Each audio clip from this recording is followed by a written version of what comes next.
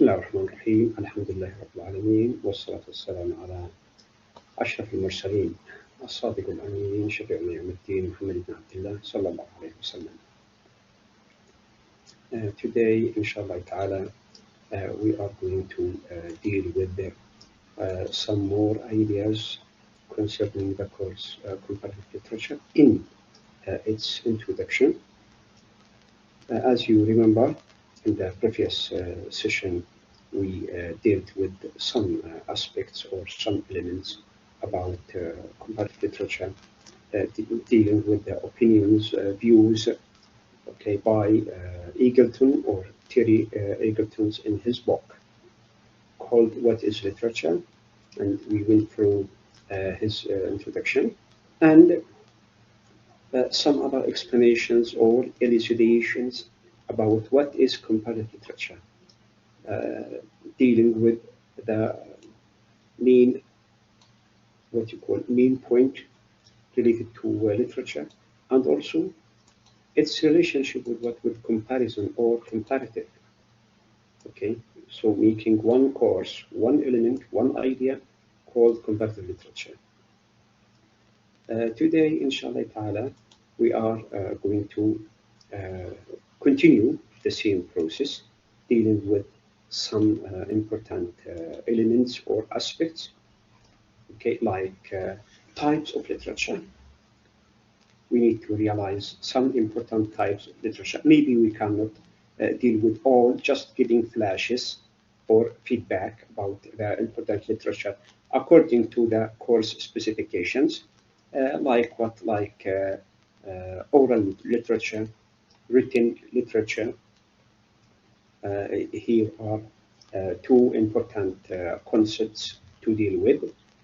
Also, we need to go through another concept called epic literature. Okay. What is epic literature? As an introduction, of course, if we need to deal with this topic, okay, it is very wide. It needs lectures, okay, but we need to have what we call an introduction or explanation with a definition or some definitions. Also, another point can be discussed here is about the characteristics of epic literature, of course. You know that there are several qualities, traits, or epics, or characteristics, sorry, about what? About epic literature. Or what are the most important ones we need to realize or understand. Dealing with epic literature, we need to have some examples or instances. We have some important, what you call epics, international, universal. We need to get some of them as instances. Like what? Like Paradise Lost, like the Aeneid, like the Odyssey, the Iliad, the Divine Comedy. All these are what? Famous, important literary epics.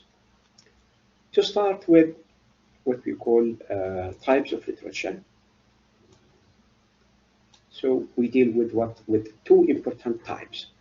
In fact, there are many, okay, but we deal with what? With oral and written. If we realize, contemplate, think, try to understand, we should realize that oral literature was the first, or is the first, before written.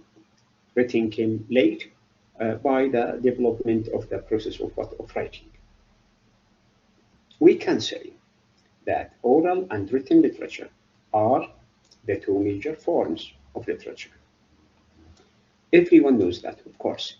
Okay, almost all types of literature is available in written form nowadays. Okay, but previously, maybe not. A lot of oral literature too has been made available in form of books, especially after the invention of the printing press. Okay. We now look into fiction and non-fiction literature. we spoke about fiction and non-fiction, the difference, okay, and the similarity between both. We can say that there are two major types of literature. And also we need to consider the various types of oral literature. There might be different types concerned with the oral literature, like the epic, like the ballad, like the different poems, like that. While prose and verse are the two forms of writing, every piece of writing that has sentence form or paragraphs is the prose. If it is connected with paragraphs or sentence form related to what you call systematic grammar, it can be what called using it as prose and method. On the other hand, verse is the poetic form of writing. And you should realize, you should understand the big difference between prose and verse is the poetic, what the musical devices, using the what we call musical elements like the rhyme, the rhythm, the devices helps making the language different from just the written or prose. Okay, we will talk about some of them in this session because they are related to the epic. Since the epic is a long poem, if we can see that. Okay, example of prose like what drama, novel, newspaper, short story, biography, essay, journal, philosophy, travel literature, children's literature, fantasy, and also scientific writings, besides historical writings or diaries, so and so and so. Okay, going back to oral literature in particular, it is the standard form or forms or genre or genres of literature found in societies without writing. If there is a society or there are societies, the process of writing or learning, reading and writing is weak, the literature in this case depends on what? On being spoken, oral or depending on spoken. Like the ancient literature, Arabic, English, it is used to be spoken and memorized and transformed from a mouth to another, from a generation to another, like that. So the term oral or oral literature is also used to describe the tradition in writing civilization in which certain genres are what transmitted by word of mouth or are confined to the so-called folklore, folk speech. For example, for instance, those who are unlettered. As I said, if the society suffers from being unable to write or read, so it depends on what? On another compensation. What is it? Oral or spoken events or literary events. So unlettered or don't use writing. Until today, I am sure that you know that there are people, especially the what we call grandfathers and grandmothers. Some of them they did not use or did not being given a chance to learn, to study, to be able to read and write. Aren't there? There are. Okay. Another more idea is what? Is that the best phrase available for describing these two senses is through what? Through oral literature. Oral literature. So the term oral covers both. But these two meanings should be what distinguished. So we have to make a variation. Okay? While certain forms, such as the folk tale, we have folk tale, those what we call ancient stories, can be legend, can be true, doesn't matter. They are folklorical. What we have here in the region, we have something called al-arba. You know that. So it is a folklorical, literary form connected with the society, in ceremonies, in festivals, in occasions. Okay, and it is what? It is poetic. It is sung using what? Using poetry. And it is mostly done in verse. But what? It is what? It is oral. Sometimes we can find several or many of those people related to Al-Arba. They are what? They cannot read, but they memorize them. They memorize the events, okay? And in the occasions, they sing, they chant, okay? In what? In unions, in harmony, okay? While certain forms, such as the folk tale, continue to exist, especially among the unlettered component of complex societies. There are, yes, this is definite or accepted. What might also be called oral tradition or folk literature is inevitably influenced by the elite written culture. When you say elite, means there is what you call a high class in the society, that this society has the ability of what? Of knowledge and studying, education, learning, all these concepts. The term literature alone as literature also poses problems because it is ultimately derived from the Latin litera. So again, it's what heart is liter. Liter starting from writing. You can say that liter harf starting from writing. Through writing, okay, education, learning, knowledge, experience, okay, appear. Okay, all these appear, all individually appears. Not only that, another meaning, you should realize that the meaning of liter is what is literature. Adab. Liter means adab. So this is one of its meanings. We have to realize that. Essentially, a written, indeed alphabetic concept is that among scholars, the phrases standardized oral forms and oral genres, starting as a standard, starting from what? From oral. Those forms, you remember, I need you to have in your mind Al-Araba as an example. Then we have the other folklorical events or actions. So all these forms and genres have been suggested in place of oral literature to be replaced, because oral is what is general. And those forms derived from oral now became what? Became what? The elements, the genres, the types of literature. Since the word literature is so widely used, it has to be reckoned with, estimated with, even though it is essential to recall the major differences between the two registers. What are they? What are these two registers? As what we call essential types of literature, the oral and the written.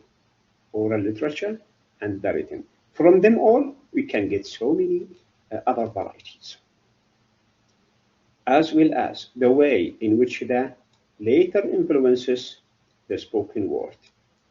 What is the later influences? The writing process influencing the spoken. Okay, so starting with the spoken, and also now to be connected or related, oral and written, oral literature and written literature. Let's go now further with the concept of what? Of oral literature. So it has another name called orature. Includes what? I mean, this is important, as you might get questions in the exams concerning what these elements. What is orature? So it is oral literature. So what is oral literature? Folklore, joke, fable, parable, or hearsay, and legend. Right? Folklore, for example, is traditionally a story that has been generating interest since ancient times. Folklore, and even in our society, we know that it is folklore, connected with the folk. What is folk? Folk means tribes, clans. Okay, مرتبطة بعادات وأعراف وسلوكيات قبائل قديمة، قبائل أو فلكلوريات. Now, almost all oral literature is available so far in written. Okay, it is easy now. In written form, they are generally categorized into fictional literature. Why fictional? Because we are not sure of those events to be true or not. Like the epics, which we are going to give some what we call flashes or instances about them. Folklores are generally superstitions. They can generally, because we say generally, it means that doesn't mean confirmed or documented or authentic. Yeah, there is what we call probability. So it is superstitious and religious stories. If we go to religious, now we mean what? Christianity, not Islam, or not any other religion, because the origin of this material is what is Christian. Even if it is literature, even if it deals with literature. So here, religious related to what? To Christianity. Okay, because we know so many things about our religion. We are proud of that, and our religion is what is not superstitious. It is real. It is not fictional. It is real. It is preserved by Allah subhanahu wa ta'ala through what? Through the Holy Quran. And in the Holy Quran, we find life completely supported by the sayings or hadith of Prophet Muhammad sallallahu alaihi wasallam. Okay, so this is definite. Of course, we didn't want to go deeper. Okay, in religion, because our purpose is what is philosophy, wisdom, understanding, okay, and literature. Understanding language through what? Through literature. Well, every nation has its own oral history. So we can say history is what reflects later on to be what? To be literature in their respective language, like Arabic, Chinese, African, Indian, American folks, or others. Again, epic literature genres deals with what? With some of the major epics written in different languages. So we have what we call as international epic. But the means of talking, speaking, delivering, communication is English. Written in different languages. Now, understanding English literature often requires students like you to develop creative imagination. Every single student of you has to have what you call the perspective of imagination, of some symbolism, of creativity, okay, of thinking. And what kind of thinking? It should be what? It should be critical. Critical means, okay, yeah, contemplation with contemplation. Bring pictures, portrays, okay, ideas. Those ideas can be concrete, can be abstract. So we call them to develop creative imagination, critical thinking, and deeper understanding of historical and cultural what? Specificities.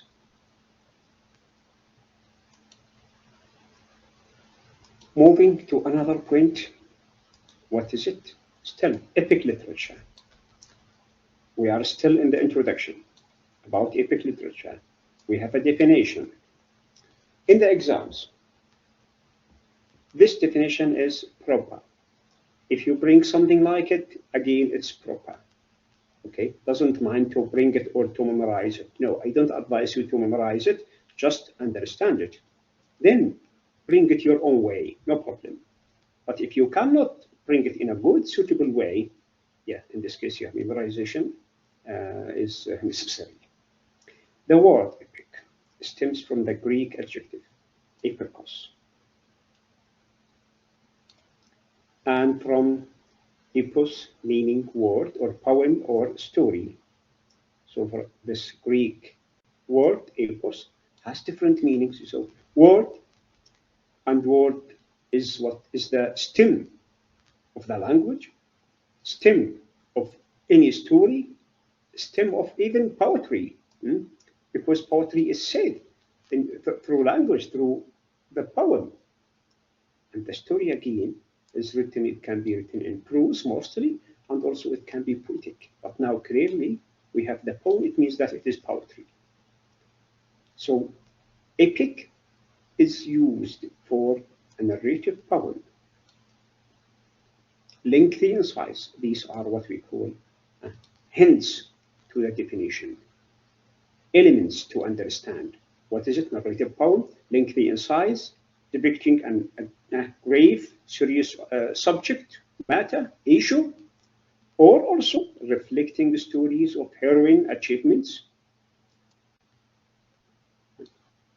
These achievements to be what? To be heroic, patriotic, in addition to the particular contemporary culture and social situation of a particular country, a particular state, a particular kingdom or empire, in a place or time, at some particular time, in history. So if we go through history, we need to realize that history telling us about what? About facts. Documented events about facts. But are these facts documented? True? Real? If it is real, so it goes to what? To reality. To reality. If it is not sure, not confirmed, there is no documentation, it might be what? It might be myth, it might be legend, it might be what? Imaginative or fictitious. Apart from this, we have something we call it epyllion, is another type of epic. But what kind of epic? Is it epic naturally, generally, like story? No, it is epic poetry. So epyllion, if there is a question about this, you have to realize that it is connected with what? With epic poetry. So epic poetry deals with the mythological or romantic theme. Two themes, mythological, depends on legend, fictional, fictitious, or even romantic. In this case, it can be what? Not real. During the 19th century, another type of epic created with the name Little Epic. As you remember here, we mentioned that what the epic is what is lengthy in size. Lengthy in size. But now there is something opposite than that. What is it? Little epic. So this little epic came into being. It becomes what? Becomes available among others. It has the qualities, the characteristics, the traits of epic, but it is what? It is shorter. Why? Because the original epic, the known epic, the natural epic is what is long, lengthy in what? In size. This one is short, like novel and short story. Okay? Referring generally to the poems composed in hexameter. We need to realize this one, dealing now with hexameter. It is shorter in length and also to the poems composed during the English Renaissance. Majority, as I remember, as I know, as I realize that the poetry and verse in the English Renaissance is blank verse. Blank verse. Okay? And this blank verse sometimes is used or dominated, let's say, dominated by the iambic pentameter, not the hexameter. The hexameter is not that famous, what we call style of writing poetry. Okay, but also in ancient, it is used. What is hexameter? Dactylic hexameter, a sort of what we call measurements, using the poet, the intonation, the repetition of the sounds, like the poet that I am. Okay, I will try to shed light on them through dealing with the poems. Here we have in this picture the dactylic hexameter. So each line is divided into 6 measures or feet. These we can measures or feet connected with what? Connected with poetry. Okay, connected with poetry.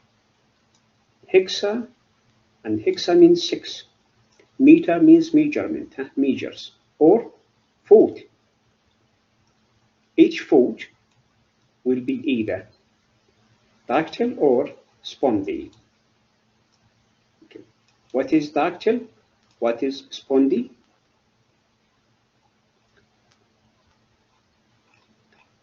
As I remember,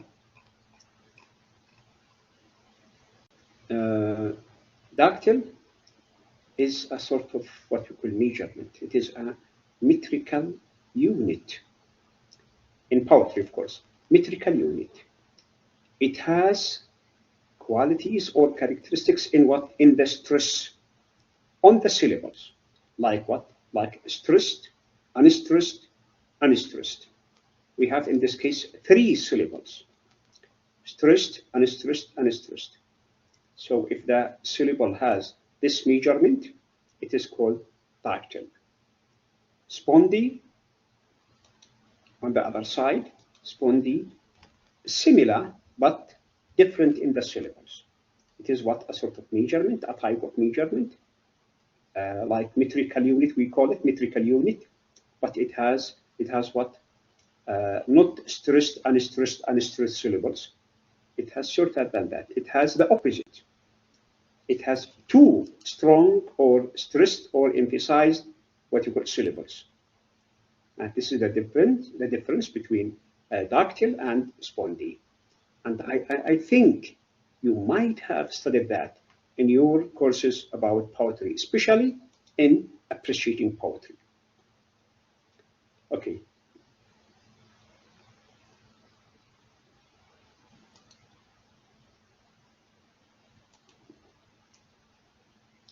Going to another point, we call it epic and noble, especially with reference to what? To the ideas of Bakhtin, Michael Bakhtin, the Russian Michael Bakhtin, in his what we call theory, especially with the formalism, formalistic theory. If you did something like that in what you call literary criticism in comparative literature, here we deal with little. And you remember, I think we referred to that in the previous session when we talked about types of literature in general. Okay, so refers to epic as a piece of literary work which deals with serious subject. This is one. Like what? Like heroism, bravery. These are the same. Establishment of social justice. Another point. Okay. Through what? Through revenge. It generates a feeling of national identity. The respect for what? The respect of homeland, okay, or of identity. Personality within the same, what you call either from the small component of society, the clan, the tribe, then higher in what you call in civilization, like the cities and countries, like that. So all of these, they are what? They are rooted to the soil, where it belongs. What is soil means the land. The land here can be what you call the place of birth, can be the country, can be the city, which this one or that belongs. Once again, we have another idea to realize is what is the epic, unlike novel. Now we're still dealing with point of view. This point of view is what according to Bakhtin, Michael Bakhtin. So epic Unlike novels, so epic deals with the idea of absolute past. Sometimes we can say past, but what about the absolute past? Absolute here is an abstract idea. The definite, ultimate past, as it narrates the stories from what? From not only past, yesterday can be past, last year can be past, but here we have what? We have distant past. The ultimate, or you can say that the absolute past. The further point in the past.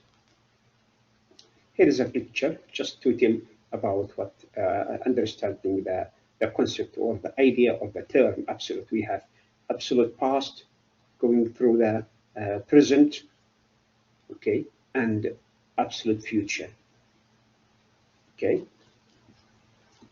Unlike novel, epic tradition is an oral. The tradition is oral, as we mentioned before. This is a repetition.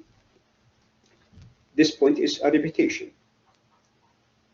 Usually being narrated in storytelling. Look, storytelling mode, even if it is what? Even if it is poetic, even if it is poetry. The way of narration is its nature. The way of telling, again, is its nature. Okay? Where, when we say where, it means that there is a focus here. There is a focus we have to realize. There remains certain distance between the readers or the listeners and the characters of the epic. It is not like the drama and the characters of the epic. It is not like the drama. It is not like the play performed or acted or done on the stage or on the theater in front of audience. Here, no, the connection of the story is what is too far from what? From the, either from the reader, if you are reading this epic, or if you are listener, to listen to the narrator, a rawi, okay, and even from watching a story, from watching such a story, the epic is a story, okay, done, acted by what? By characters. So what you call the connection between readers, listeners, from one side is what is too far to remind us with what we call the absolute past. A question, I think it is necessary to realize it. When I say a question, it means that it might come in your exams. So you have to what? To prepare. You have to realize. You have to understand. Okay? So we have what? The question. What are the characteristics of epic literature? In these pictures, we have some characters, or characteristics, sorry, some characteristics. And here also in our syllabus, we have some specific or definite characteristics or qualities or traits about what epic literature. What are they? In your exams, again, you might be asked to answer. Okay. The first one, we have an epic generally begins by stating the main theme. Sometimes we have one. If it is long, naturally we have what? We have many themes. Okay. It is called presbytu. It is called presbytu. In the beginning, number 2, the author generally invokes or not asks, not calls, but uses something called muse or envisage, to envisage. What is muse? To contemplate. What is contemplate? To think, to ponder. Why? For what reason? To provide him, this what you call author, to provide him with what? With the divine inspiration. Okay, divine revelation, inspiration. Okay, الإلهام السماوي أو الإلهي. The next one is that the narrative shows the heroes of the story, of the epic. At the beginning, at the end, no, neither nor, but in the middle of things. Starting introducing in this what we call preface or presbytu, what you call preface, introduction, until around the middle.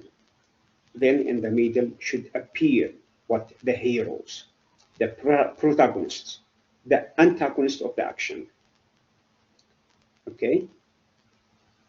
While using the flashback techniques to refer back to the previous events, the narrators, if they need to go back for any purpose, they use the technique of what? Of flashback, just reminding or making the audience, the readers, the listeners to remember what has happened at the beginning, because now they are what in the middle, going to the end, in the middle of the story, moving ahead to what? Towards the end. The use of enumeration, here we have numbers, okay, is evident, is available, is important, is crucial, let's say, to refer to the lengthy list of objects or places. Objects or places. Here we have what you call enumeration, or enumeration, like numbering, dividing the work, dividing the epic in chapters or in books. It is called books, huh? Like وحدات أو فصول or something like that. Another characteristics is that the use of epithet. Okay, what is that? Stop phrases is also important. Okay, feature. Feature means characteristics. Stop phrases or epithet is sometimes necessary for what? For the narrator to attract the listener or the reader. The last what you call a feature or characteristics is what? There should be a setting. In your studying for novel, for drama, for maybe poetry, any story, there must be what we call setting. Okay, the one who is studying with me the rise of the novel, we talked about the setting. If you're studying appreciating drama, we talked about the setting. So what is the setting? The setting means the place or what is related, okay, to the performance of the story, like drama or movie. The place can be city, can be village, it can be part of this village, it can be a house, okay? A place should be what? Should be grand. Why grand? Should be what? Attractive. Because mostly, generally, taken for granted that the epics, especially what the ancient epics, we know about them that they are what? They are heroic. Okay, heroic with what? With great deeds and great events. Okay, moving to another subpoint related to epic. Now we have examples, instances of what we call the epic literature. I should not forget to tell you that also this can be a question or questions. From this can be a question or questions about what? About your further coming studies to prepare in a good way. So epic literature, we have what we call the examples or instances which we are going to discuss are how many? Let's say 2 by Homer, Virgil 1, Dante Alighieri 1, and Milton 1. So we have the Iliad, the Odyssey, the Aeneid, the Divine Comedy, and Paradise Lost. These are most 5 what you call 5 epics, ancient epics, of course, not modern. Homer has 2, Virgil, the Italian Virgil, has one. Dante Alighieri, the Italian Dante, has one. And the English Milton has one. Let's read it. What are they? What we understand of them? The Iliad is an ancient Greek epic. Realize that? Yes. Consisting of, very important, very, very important. You should realize that. We are dealing with what? With the core, with the substance of the story. So 15,693 lines. Look how much. So again, Iliad is written by Homer during the 8th century. A question can come, for example, written by Homer during the 7th century, 6th century, 11th century. True or false? Yeah, you have to realize it should be during the 8th century. Again, the style. What is the style? In dactylic hexameter, which I just explained to you. Dactylic hexameter in Homeric Greek language. You remember now we can say that there is what we call Shakespearean language. Shakespearean language. It is not because the inventor of this language is Shakespeare, but because Shakespeare was an influential, what we call character or figure, literary figure, who produced huge number of plays and poetry, sonnets, okay, in a specific period, a specific age. So it is called Shakespearean, what Shakespearean age, Shakespearean language. The same was Homer, because of what his dominating or influencing contribution to the Greek language. It is called Homeric Greek language. It is Greek, but what you call Greek influence or power of this language is related to or connected with this what we call literary figure, Homer. Okay. What other ideas we can find in this story? This epic set against the background of the Trojan War. And this Trojan War has been made into several movies, several films. You can watch it, you can realize it, you can understand. Not only the Iliad, but many other stories, like even the Odyssey. The Odyssey speaks about a similar point, but from different angle. Okay, this Trojan War narrates the events during the fight between Agamemnon, the king of Mycenae, and Achilles, or someone might pronounce it as Achilles. Achilles, the great warrior, a sort of what conflict among those warriors. The epic is divided into, look, how many? 24 books. So we call it books, but sometimes these books can mean what? Can mean chapters. We call them books because they are long. Okay? As I said, don't forget that how many lines, look to the huge number of lines. At the end of the Trojan War, the war between Menelaus, Agamemnon on one side, and Paris and Hector of Troy on the other side. Regarding Helen, I mean, this fight, this war, is because of what the woman Helen, and Helen is depicted as one of the most beautiful lady, which took out war among two nations, among two empires, or two big cities. What are these? Troy and Sparta. Okay, Helen is from Sparta, taken like not kidnapping, but by what? By seducing by Paris into the city or the kingdom, or let's say Troy, the empire of Troy. This story, generally, you can understand it in some 3 hours when you watch the movie Troy. Now there is a movie called Troy. You can watch it on the internet. I mean, you can find the means to watch a suitable, what you call, movie like that. So Helen is the wife of Menelaus. Menelaus is the brother of Agamemnon.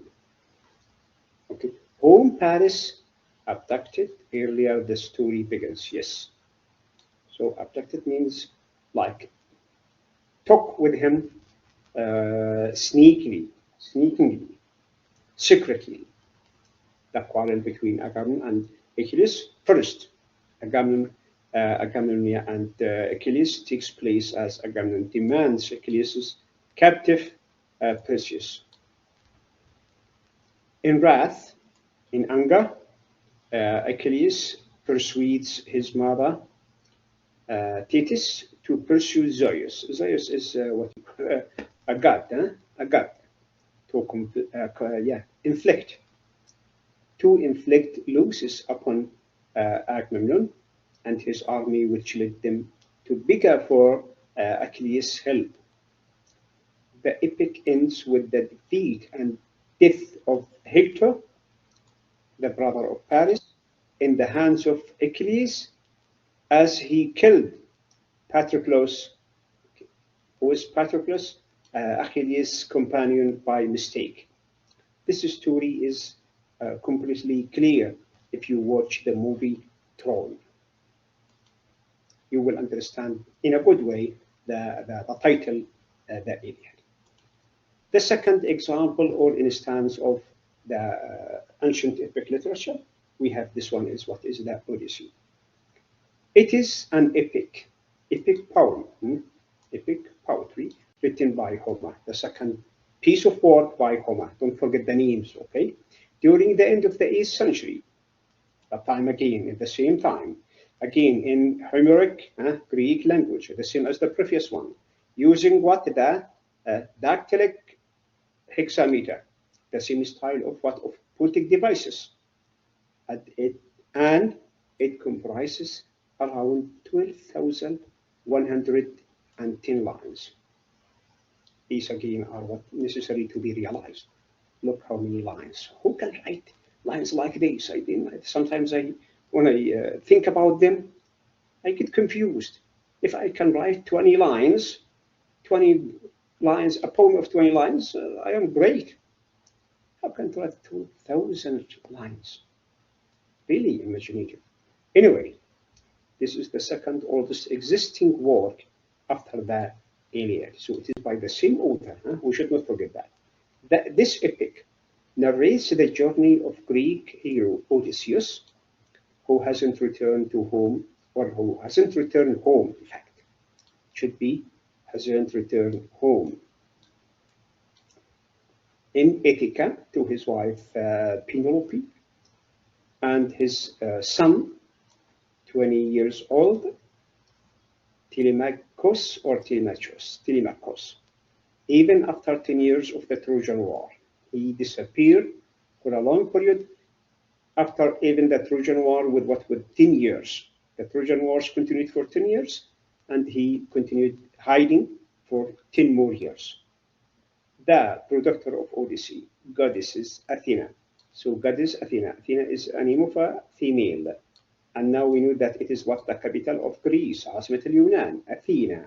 So here in this story, a goddess, آلهة or ilaha. So Athena urges Telemachus to search for his father after hard discussion with Zeus. Who is Zeus? Another god. God, Zeus. So the epic ends with Odysseus' return to Ithaca 10 years after the 10 years of the Trojan War, after 20 years. And his slaying of the suitors of Penelope, of the woman, of the lady, Penelope. The next one is what is the Aeneid, going from the Greek epics into the Italian epics. We have Virgil. Is a Latin epic written by Virgil between 29th and 19th. 19th means going closer to what? To the birth of Christ, peace be upon him, Isa alayhi salam. And now look, if we say between, and we take this time, 19th century before Christ, it means what? 25 years ago. Sorry, 25 centuries. Okay?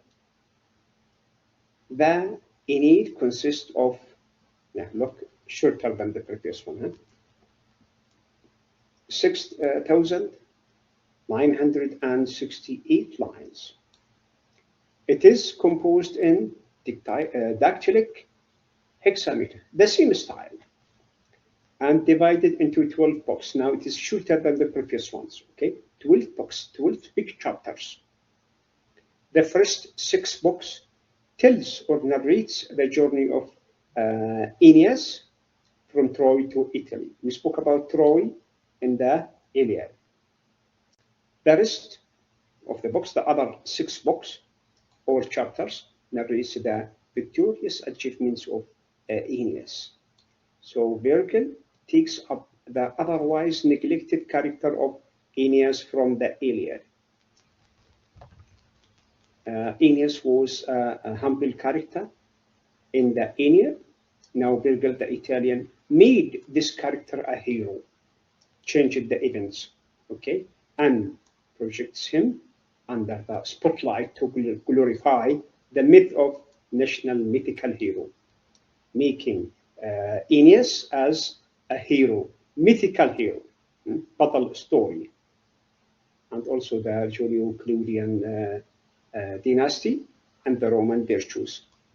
Since Italia is under the role of Roman, or the Roman, what you call empire, different from the Greek empire.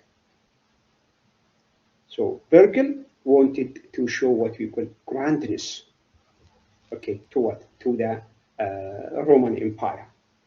So he changed elements of the what you call epic called Iliad in his what? In his epic Aeneid, the Aeneid. The fourth one, before the last, we have the Divine Comedy, again by an Italian writer, Dante Alighieri. Dante Alighieri, someone can say Alighieri, in Arabic to be written Alighieri, and here it is what? Dante Alighieri, an Italian philosopher. So the Divine Comedy is written by the Italian poet Dante Alighieri. It is considered, and this is important, it is considered to be one of the major epic poems in the world. Okay. A philosophical one. It is a philosophical one. So it is divided in 3 parts. In each part is further divided into 33 cantos. Cantos seems to be poem. Cantos, poems.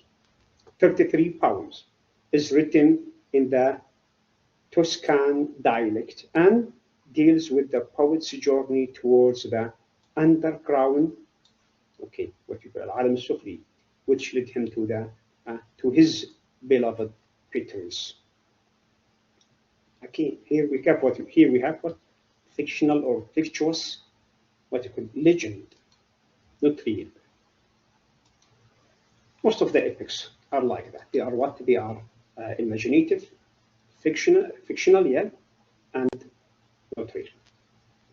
A combination of the Thomistic philosophy, Aquinas' Soma, theological, medieval values, and Christian thoughts. It is mixed with different what we call philosophies.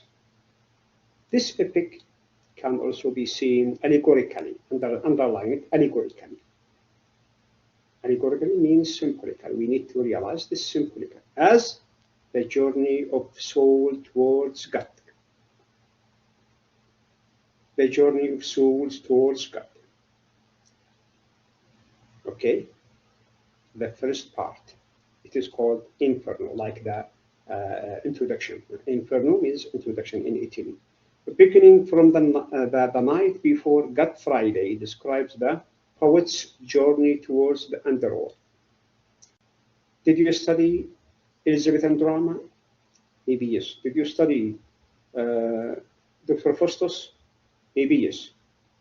You need to compare. Huh? Okay. The poet's journey towards underworld under the guidance of Roman poet Virgil, stressing on the Roman Empire. Not now, not dealing with what we call the Greek Empire. Now we are shifting to the Roman Empire, where he meets many sinners, many guilty ones, like Paulo and Francisca.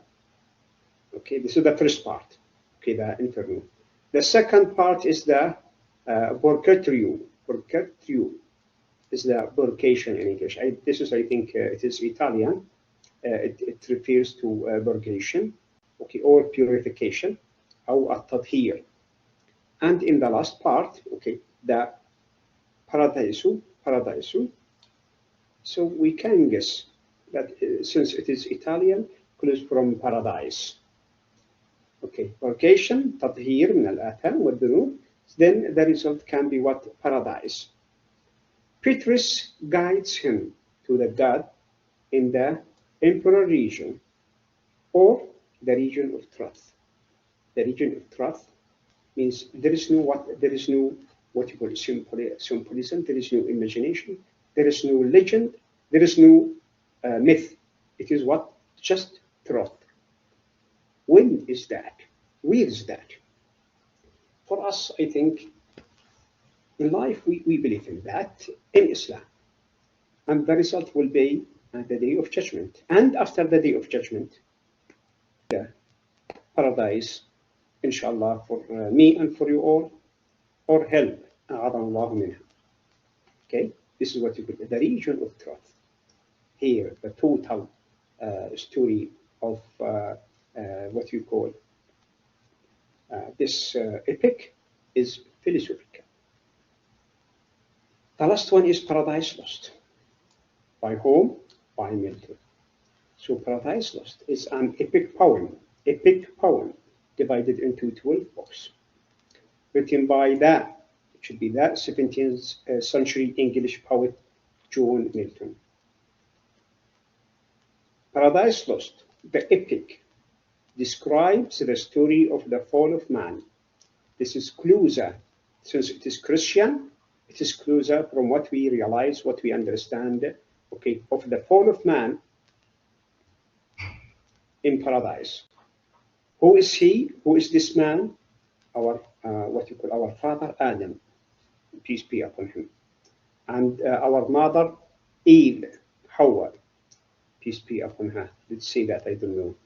The expulsion of Adam and Eve after eating from the forbidden tree, Allah subhanahu wa ta'ala expelled them, both Adam and Eve, into what? Into the earth.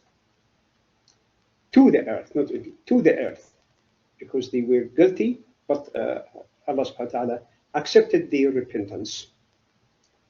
Okay, here again, when we study Paradise Lost, we study it from what we call from a pure Christian point of view. And we are poor in Christianity, so we cannot go deeper except through what we understand from our real religion, Islam. The expulsion of Satan and his followers, angels from heaven. Here, stop here. We stop here. We should stop here. Okay. In fact, there is no angels. Angels are what? Are purified. In Islam, we don't have what we call angels for followers for Satan, Shaitan. There is no. He has Shaitans only, Satans like him. Iblis, Lucifer, he has only Shaitans, Maradah like him. But angels, all angels, as we Maradah like him. But angels, all angels, as we believe in Islam, we believe in them. We should, we must. الإيمان يكتمل بأنه نؤمن بالملائكة. They are what? They are good creatures. created for what? For the servant of Allah, for the worship of Allah subhanahu wa ta'ala, nothing more. Or according to what? To Allah subhanahu wa ta'ala's what we call orders. What we know of more ideas about Paradise Lost is that apart from the narrative, here we have what critical narrative about Adam and Eve, this poem also describes Satan's rebellion and the building of his army against God in hell. Christianity, we don't know about that. Okay, it deals with Christianity or philosophical ideas about what? About the creator of this, what you call epic, see John Milton, along with his followers like Beelzebub.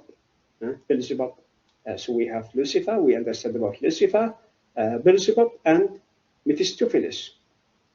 Another one here we have it is Mammon, and the war between heaven and hell. What is this? What you call Kharabi, the war between heaven and hell? Do we believe it? No, in fact, but this is available in the what you call civilization of the West, and we know Christianity. As Muslims, we should believe in Christianity, but what kind of Christianity? Christianity, the real religion, keen or fall down from Allah subhanahu wa ta'ala to what? To Jesus alayhi salam. But now it is twisted and replaced by what? Replaced by Islam, the real true religion, which Allah subhanahu wa ta'ala says, okay, وَمَنْ يَبْتَغِي غَيْرَ الْإِسْلَامِ دِينًا فَلَنْ. So this is our what you call our hujjah in the Holy Quran. This poem allegorically also ponders upon the issue of free will.